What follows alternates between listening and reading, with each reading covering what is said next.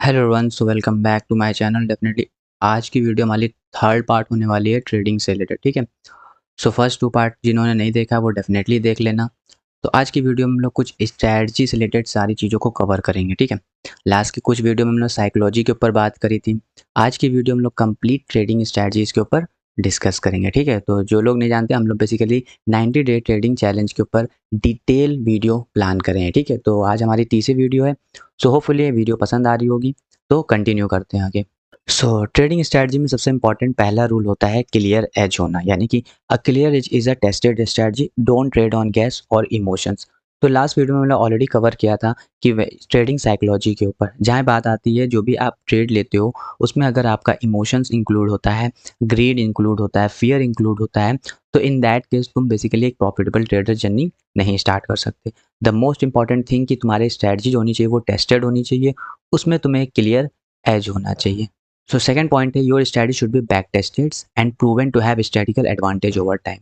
यानी कि जब भी तुम कोई स्ट्रैटेजीज बनाते हो तो डेफिनेटली तुम्हारे पास दो ऑप्शंस होते हैं, या तो उस स्ट्रैटेजी पे 100 ट्रेड ले लो तो तुम्हें उस स्ट्रैटेजी का रिजल्ट मिल जाएगा, या ऑलरेडी उसकी बैक टेस्टिंग कर सकते हो 100 ट्रेड की।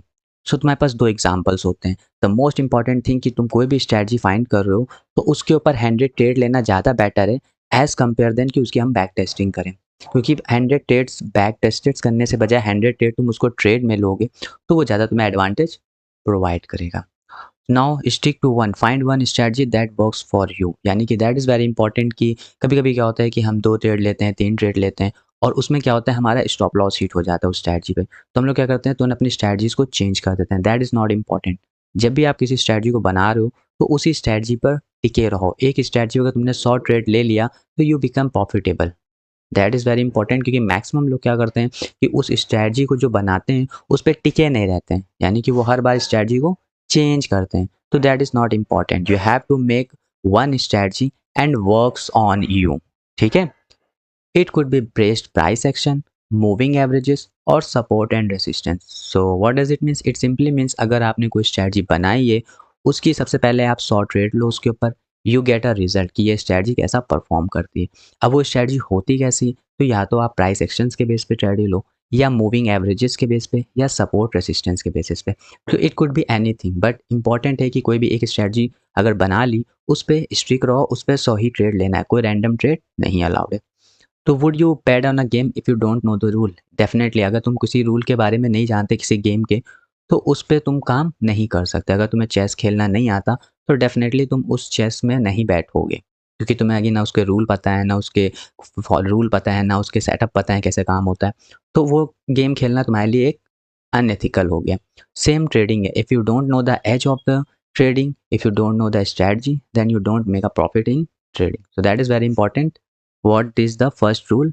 You have a clear edge. ठीक है, यानी कि you have a tested strategy focused on trade on strategy basis rather than any emotion or randomness basis. Second, if you make a strategy then at least trade hundreds on that strategy, यानी कि at least कम से कम 100 trade लो उस strategy पे, so that you can understand the result, ये तुम्हारा result क्या आता है उस स्ट्रैटेजी से।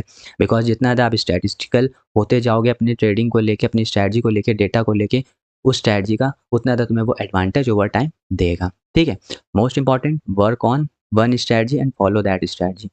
इट कुड बी एनीथिंग, वो तुम डिफाइन कर लो कि तुम्हें किस स्ट्रैटेजी में प्रॉफिट मिलता है, उसी स्ट्रैटेजी को फिर और अपग्रेड करते जाओ। ठीक है, तो if you don't know the game, the rule, then you don't allow to sit on that game. ना मूव ऑन करते हैं ट्रेडिंग का स्ट्रैटेजी का second pillar, keep it simple, less is more. ठीक है, avoid indicator overload, too many indicators cause confusion and analysis paralysis. यह मतलब क्या है, कभी कभी क्या करते हैं हम लोग मैक्सिमम इंडिकेटर अलाउ कर लेते हैं, यानी कि उसमें RSI भी लगा हुआ है, ठीक है, उसमें एवरेजेस भी लगे हुए हैं, उसमें बोलिंजर बैंड भी लगा हुआ है, उसमें सुपर ट्रेंड भी लगा हुआ है। सो इतने ज़्यादा इंडिकेटर लगाने का डिसएडवांटेज होता है कि कोई इंडिकेटर तुम्हें बाइंग सिग्नल दे रहा था, कोई इंडिकेटर तुम्हें सेलिंग सिग्नल दे रहा होता है, कोई इंडिकेटर कह रहा होता है अभी ट्रेड मत लो। तो जितना ज़्यादा आप इंडिकेटर को ओवरलोड करते जाओगे उतना ज़्यादा तुम्हारा प्राइस एक्शन में कन्फ्यूज़न होता जाएगा, उतनी ज़्यादा तुम्हारी एनालिसिस पूरी तरह से पैरालिसिस हो जाएगी।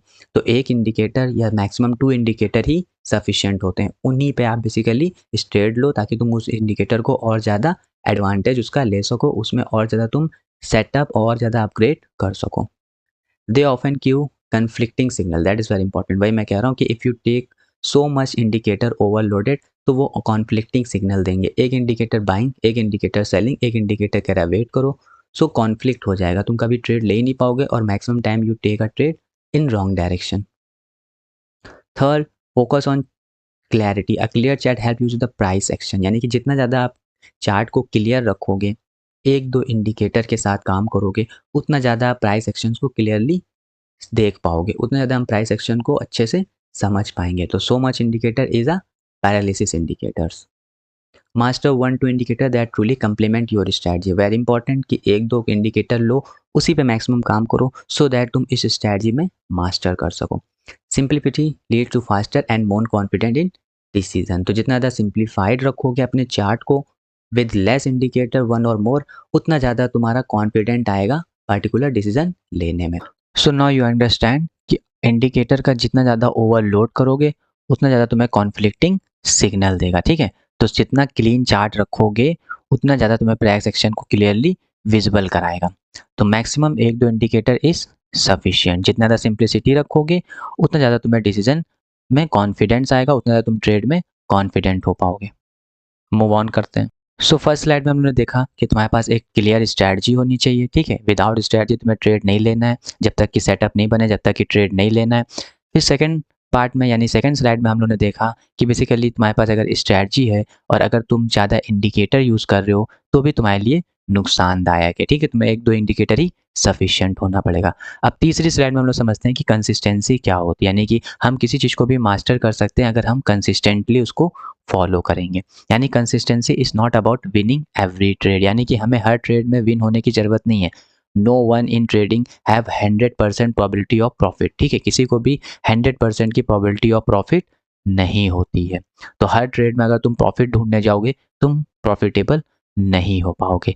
कंसिस्टेंसी विनिंग का मतलब नहीं होता, यानी हर ट्रेड में हम जीत रहे हैं या विन हो रहे हैं ये हमें कंसिस्टेंटली को मतलब नहीं कहता। मतलब क्या होता है, तो it's about consistently following your plan and rule. Definitely अगर तुमने कोई स्ट्रैटेजी बनाई है, उस स्ट्रैटेजी के कुछ सेटअप रूल्स हैं, उन रूल्स को और तुमने जिस प्लान के अकॉर्डिंग तुम्हें ट्रेड लेना है वो तक जब तक कि फॉलो नहीं होता है, जब तक कि अगर तुम ट्रेड नहीं लेते हो तो यानी कि तुम कंसिस्टेंटली अपने रूल को फॉलो कर रहे हो, ठीक है। तो कंसिस्टेंटली का मतलब होता है ट्रेडिंग में कि हर ट्रेड को जीतना नहीं, इट्स ऑल अबाउट कि तुमने जो सेटअप रूल्स प्लान्स बनाया हुआ है, स्ट्रैटेजी बनाई हुई है, उसी को फॉलो करना। तो दैट इज़ वेरी इंपॉर्टेंट कि अगर तुम अपने सेटअप रूल्स प्लान्स को फॉलो नहीं करोगे कंसिस्टेंटली तो तुम प्रॉफिटेबल नहीं हो पाओगे, ठीक है।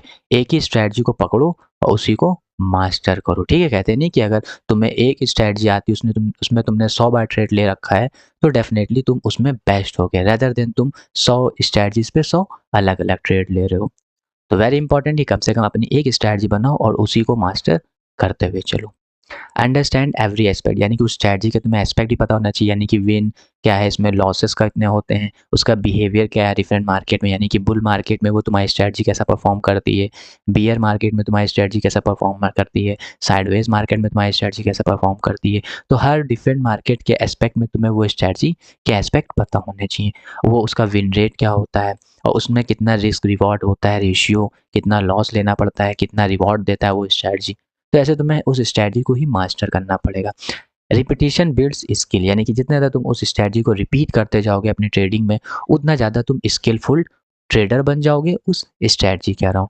The more you execute your strategy correctly the more it becomes second nature. What does it means? It means simply कि जितना ज़्यादा तुम स्ट्रैटेजी को एग्जीक्यूट करते जाओगे, कंसिस्टेंटली फॉलो करते जाओगे उसके रूल सेटअप, उतना ज़्यादा तुम उसमें मैच्योरिटी हासिल कर लोगे, यानी कि फिर तुम उस स्ट्रैटेजी को और अपग्रेड कर सकते हो और ज़्यादा स्किलफुल बना सकते हो। तो दैट इज़ वेरी इंपॉर्टेंट कि यहाँ पे कंसिस्टेंसी का मतलब ये नहीं होता है कि तुम्हें हर ट्रेड जीतना है। कंसिस्टेंटली का मतलब होता है कि तुम अपने रूल और प्लान को फॉलो करो, जो भी स्ट्रैटेजी बनाए हो उसको मास्टर करो और उसको हर मार्केट कंडीशन पे टेस्ट करो, यानी कि वो strategy sideways, bull market, bear market में कैसा परफॉर्म करती है। और सबसे इंपॉर्टेंट है कि उसका विन रेट कितना है और द मोस्ट इंपॉर्टेंट थिंग कि उसमें कितना रिस्क रिवॉर्ड ऑलमोस्ट अचीव होता है उस सेटअप में, ठीक है। तो रिपीटिशन जितना करोगे उस स्ट्रैटेजी को उतना ज़्यादा तुम स्किलफुल बन जाते हो। उन्हीं लोग को हम लोग कहते हैं स्किलफुल ट्रेडर।